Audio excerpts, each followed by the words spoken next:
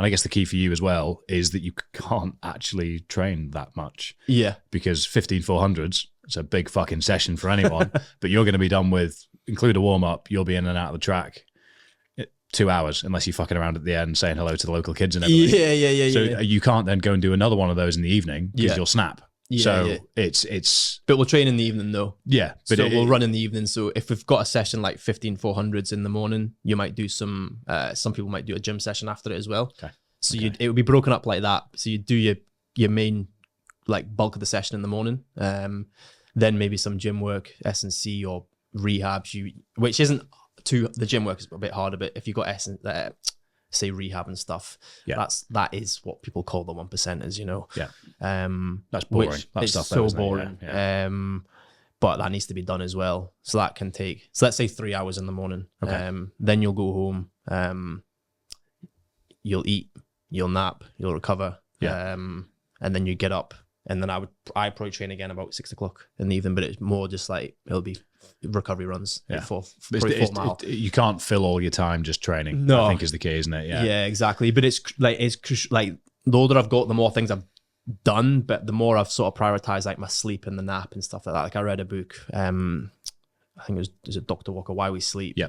And that was just blew my mind. Yeah. Because my time at uni and stuff, and even the years after, I was able to train like a professional athlete, but I wasn't recovering like a professional athlete. And it was a joke. This is a fun game to play. So what does recovery for a professional athlete look like? It's the correct nutrition, your diet, refueling quickly that way, and sleep.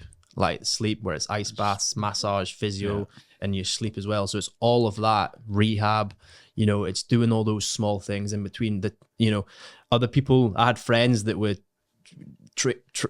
working full-time as well as training, and they weren't able to do all the small things that I was able to do. Yeah. And then if I got lazy, I was like, oh, come on, and I was guilty of that.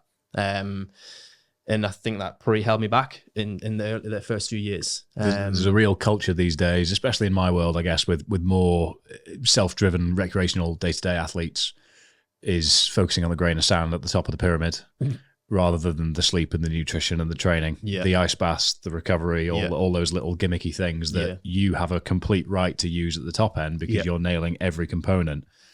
A lot of people do it in the reverse order, which is becoming more and more popular, where they're not sleeping enough, they're not eating correctly, and they think, I'm going to ice bath this overtraining away. That's not how that works. And it's the timing as well, isn't it? Yeah. It's when you do it is what's crucial. And, even the napping and stuff, like you say to people like, oh, what are you going to do? I'm going to go for a nap. And they're like, some life. Yeah. But you don't realize what it's doing, like scientifically, like to the body, like the health benefits and the recovery process you're in is crucial.